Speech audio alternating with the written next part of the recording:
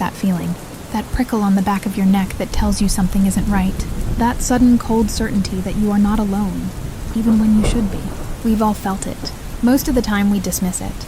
We tell ourselves it's just the wind, just our eyes playing tricks on us in the dark, just paranoia. But what if it isn't? What if that primal instinct, the one that screams at you to run, is the only thing standing between you and a nightmare you can't wake up from? Tonight, we're going to listen to that voice. We're going to explore those moments where the mundane cracks open and something terrible peers through. These aren't stories from movies. They're the chilling accounts of people who looked into the abyss and saw it staring right back. Our first story takes us to a place that should be a symbol of peace and community. A sprawling public park, just as the sun begins to bleed across the horizon. My sister Kira and I had a ritual. We lived in a rural area where the summers were so thick with heat, you could practically swim through the air. Walking our two dogs, Samson and Calvin, was a task best left for the cooler hours of the evening. That magical time around 7:30 when the world is painted in shades of orange and gold, but the darkness hasn't yet taken hold. Our mom was working late, a common occurrence, leaving the dog walking duties to us, instead of our usual route down the winding country roads near our house. Kira, ever restless, suggested the park about 20 minutes away. It was a change of scenery, a way to break the monotony. A decision that, in hindsight, feels like the first click of a lock sealing our fate for the evening. Let me paint you a picture of this park. It's built around a simple 1-mile one-way loop of asphalt. On the inside of this loop are all the pleasantries, playgrounds, a duck pond, a little community hall. The outside of the loop is just nature, a thick curtain of trees, tall grass, and one lone, isolated playground at the far end.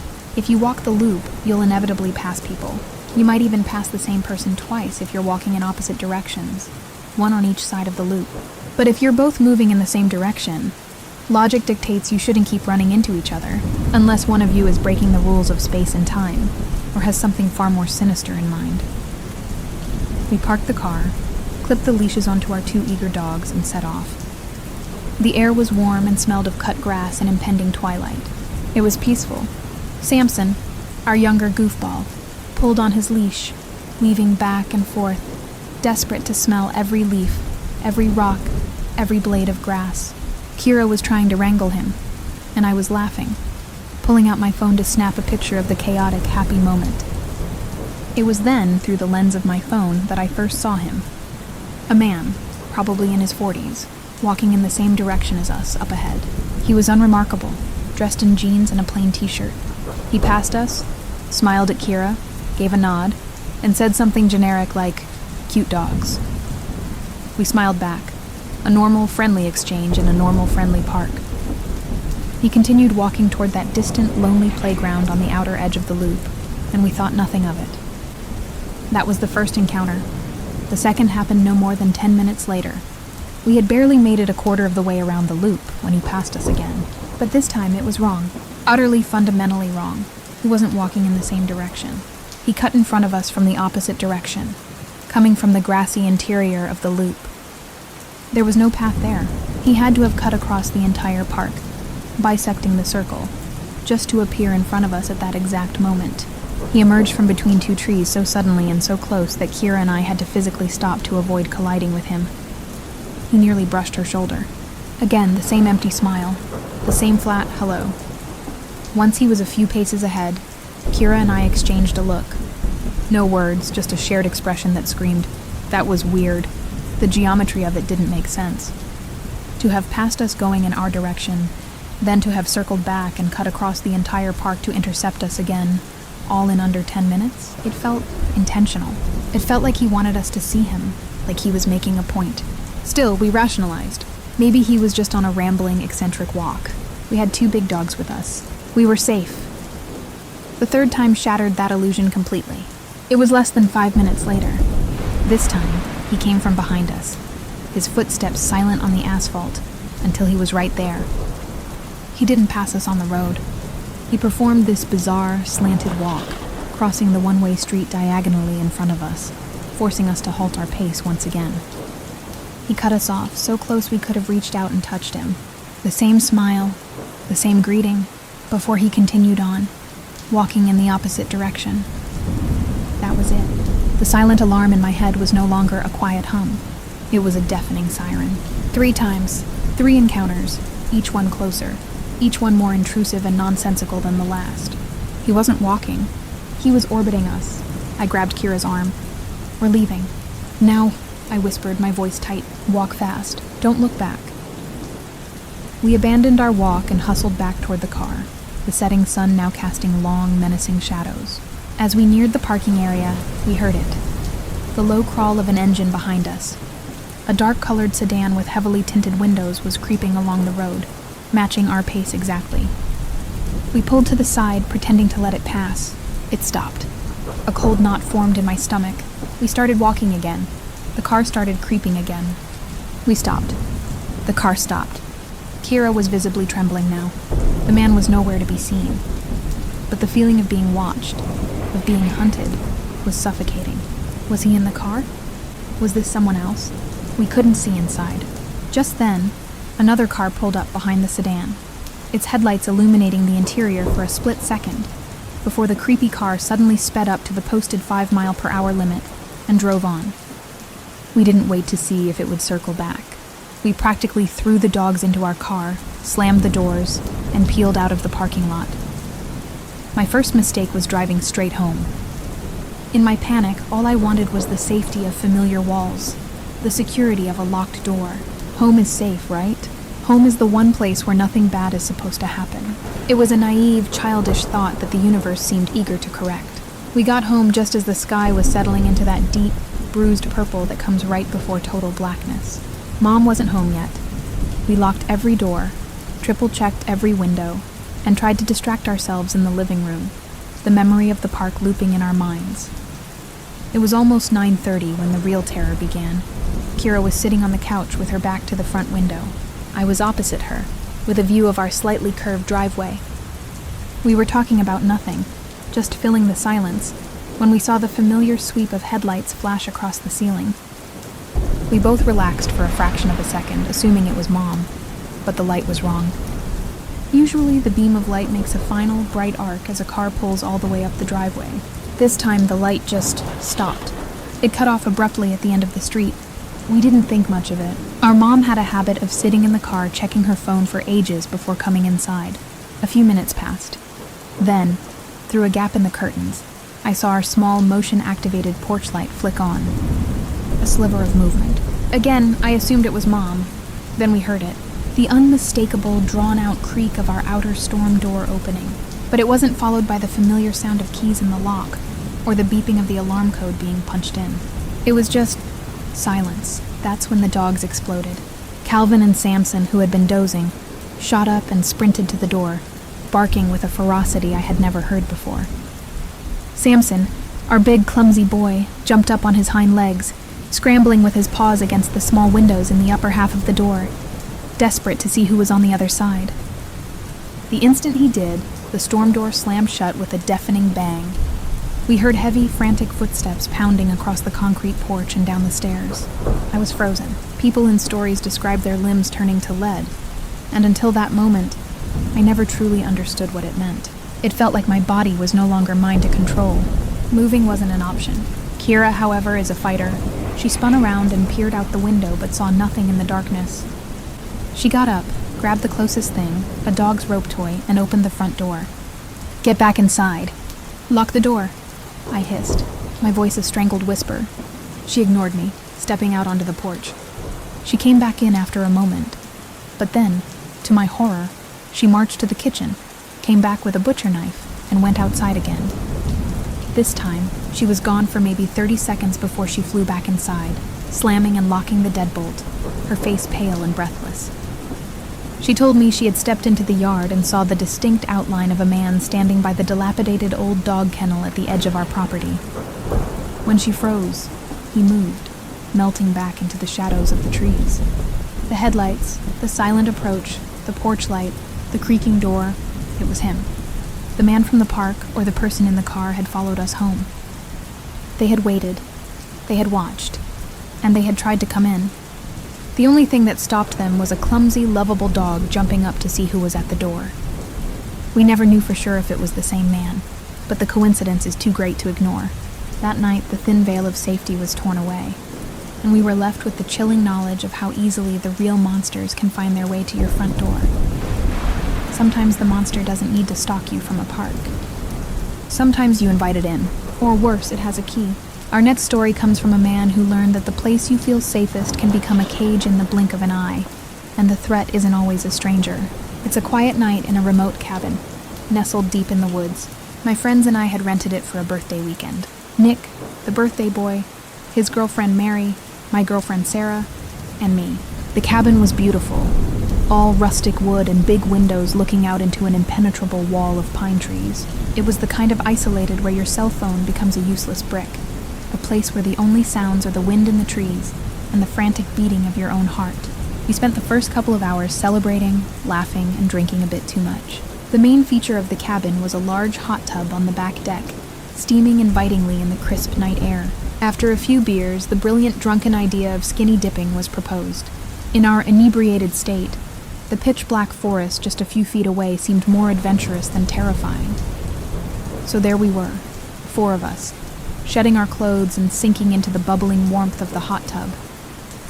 The only light came from a string of cheap, festive Christmas lights Nick had strung around the deck railing. Beyond their weak glow, the world was a void. For the first half hour, everything was perfect. We were telling stories, laughing so hard my sides ached, completely forgetting the oppressive darkness that surrounded us. The occasional snap of a twig from the woods was easily dismissed as a squirrel or a deer. We were blissfully, stupidly unaware. That bliss was shattered by a sound that ripped through the night and chilled the very marrow in my bones. It was a shriek, a deafening 5-second-long scream that came from the darkness just beyond the trees. It was human, but it was wrong. It was filled with a kind of primal agony or rage that no sane person could produce. We all froze, the laughter dying in our throats. The steam rising from the hot tub suddenly felt like a shroud. We sat there in absolute silence, every nerve ending screaming, straining to hear anything over the blood pounding in our ears. I saw Nick's face, pale and wide-eyed in the dim light. No one dared to move. No one dared to breathe. After what felt like an eternity, Mary, fueled by either bravery or booze, reached for her phone on the edge of the tub and turned on the flashlight. The beam cut a weak, trembling path into the darkness. We couldn't help but follow it with our eyes as she swept it across the tree line. The light seemed to be swallowed by the woods, revealing nothing but endless trees. Just as we were about to convince ourselves it was some kind of animal, a coyote or a fox, Mary shined the light further to the left, behind where Sarah was sitting. The beam caught something. For a split second, it reflected off a pair of eyes, and below them, a pale white form, indistinct but unmistakably there, standing motionless in the distance. That was all it took. The spell was broken. Pure animal panic took over. We scrambled out of the hot tub, not even thinking about our clothes, our wallets, our phones. Mary and Sarah were screaming. We slipped and slid on the wet deck, a chaotic mess of naked, terrified limbs, and bolted for the sliding glass door of the cabin. Nick was the first one through. He slammed the door shut and locked it, then immediately ran to the kitchen and grabbed the largest knife he could find. We were all huddled in the living room, dripping and shivering, less from the cold and more from sheer terror. Our clothes, our phones, everything was still outside. We were trapped. We wanted to call someone, anyone, but we were cut off from the world. Seeing no other choice, Nick pulled on a pair of shoes, his only covering, and told us he was making a run for the phones. He unlocked the door, slipped out, and was back in less than 10 seconds, slamming the door and locking it behind him, his chest heaving. He had managed to grab his phone, but as he did, he heard it. Loud, heavy breathing coming from the forest, closer than before. Whatever it was, it hadn't left. It was watching, waiting. What followed were the 2 most agonizing hours of my entire life. Nick managed to get a call out to his parents, who were an hour away. We handed out towels, our only defense against the cold and our own vulnerability. We barricaded ourselves in the basement, the only room with no windows, and sat in silence, waiting for something to happen. About 30 minutes in, we heard it again. Another shriek, more distant this time. But this one was followed by something worse. Knocks. A series of slow, deliberate knocks on the front door. It couldn't be Nick's parents, not yet. Sarah started to cry, quiet, terrified sobs in the dark. The knocking stopped as suddenly as it began. and the silence that followed was somehow even more terrifying. When Nick's parents finally arrived, their headlights sweeping across the property felt like a rescue mission. They hadn't seen or heard a thing. They were convinced we had imagined it all, a drunken fantasy. We barely slept that night. When the morning sun finally broke through the trees, we cautiously went outside to retrieve our belongings. The phones, the keys, the wallets, they were all there, scattered around the hot tub. The only things missing were Nick's t-shirt, and both Sarah's and Mary's panties. That detail, so specific and so violating, turned our blood cold. We were left with two possibilities. Either a deeply disturbed voyeur had been spying on us from the woods, a pale-faced pervert who decided to take souvenirs.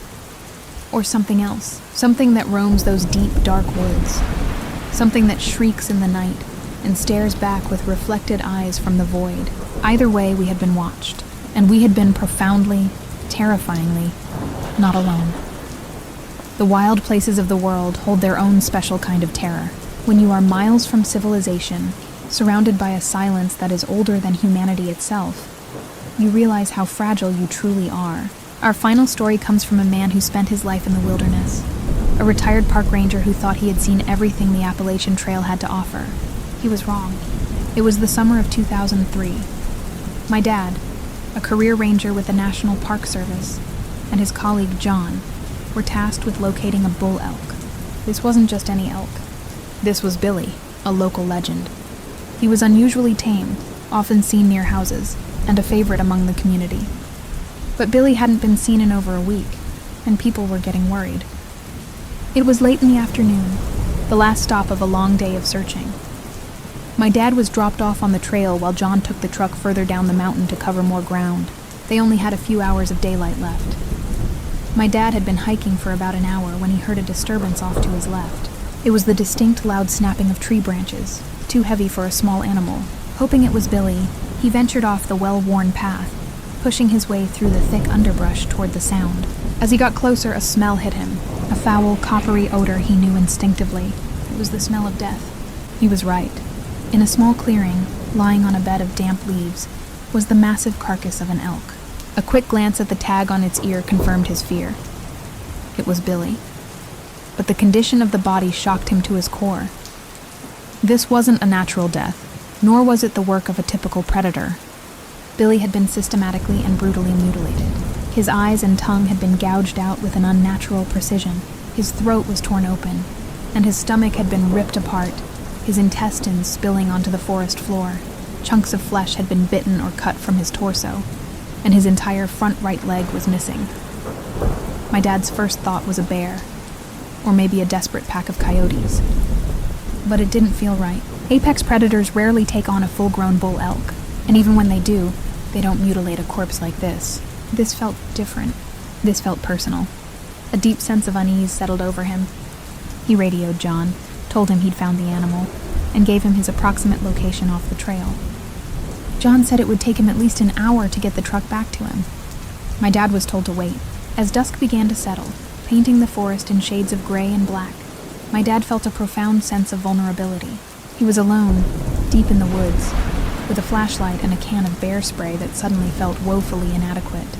After about 15 minutes of tense silence, he heard the noises again. The same snapping of branches, but much closer now. Footsteps. Heavy, deliberate footsteps circling the clearing, always hidden within the thickest bushes just beyond his sight. And then a growl. A low, guttural sound that didn't sound quite like any animal he knew.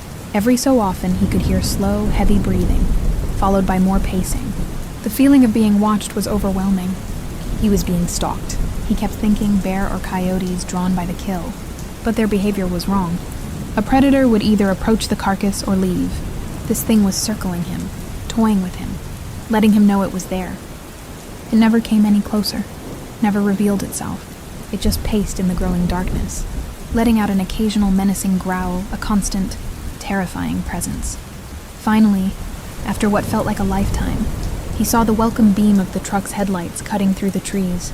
The arrival of another person and the roar of the engine must have spooked his tormentor. He heard the crunching of leaves moving quickly away, deeper into the forest. When John reached him, my dad quickly explained what had happened. They both agreed they shouldn't linger. Together, they wrapped the heavy corpse in a tarp, and managed to haul it into the back of the truck. But just as they were about to leave, a morbid curiosity took hold of my dad. He had to know what was back there, in the spot where the sounds had been coming from. He and John took their flashlights and walked over to the area. Behind a fallen log, they found it. The half-chewed missing leg of the dead elk, but next to it, something that made my dad's blood run cold. A small pile of discarded candy bar wrappers and a small length of rope. A little further back, half hidden under a bush, they found a pair of nitrile gloves, stained dark with blood. And leading away from it all, clear in the soft earth, were human shoe prints. A small, hastily extinguished fire pit and a discarded comic book lay nearby. The horrifying realization hit him like a physical blow. It wasn't a bear. It wasn't coyotes. It had been a person. A person who had somehow killed a 1,000-pound elk. A person who had mutilated its body for reasons he couldn't begin to comprehend. And a person who had then hidden in the bushes, growling and snapping branches, stalking him, watching him, for over an hour in the dark. The terror was so immense that he and John made a pact right then and there to never officially report what they found. What could they say? That a man was pretending to be a monster in the woods? They left that mountain and my dad never forgot the feeling of being hunted. Not by an animal acting on instinct, but by a human being acting on some dark, unknowable impulse. He never walked the Appalachian Trail alone again. He understood that day that the deepest, darkest parts of the wilderness are not nearly as terrifying as the darkness that can reside in the heart of a man. The truth is, you never know when your reality is going to fracture. You never know when you'll be the one to hear that knock on the door, to see those eyes in the dark, to realize that the footsteps behind you are getting closer. These stories remind us to trust that feeling, that primal instinct that tells us when we are in danger, because sometimes it's all you have. So the next time you feel a chill run down your spine for no reason, or you get that sudden urge to lock your door in the middle of the day, don't ignore it. Listen to it. It might just save your life. If you have a story that made you question your safety, a moment that still haunts you in the quiet hours of the night, share it in the comments below. You are not alone in your experience. And if you want to hear more stories that delve into the darkness that lurks just beneath the surface of our everyday lives, make sure you subscribe and turn on notifications. Stay aware, stay safe, and always trust your gut.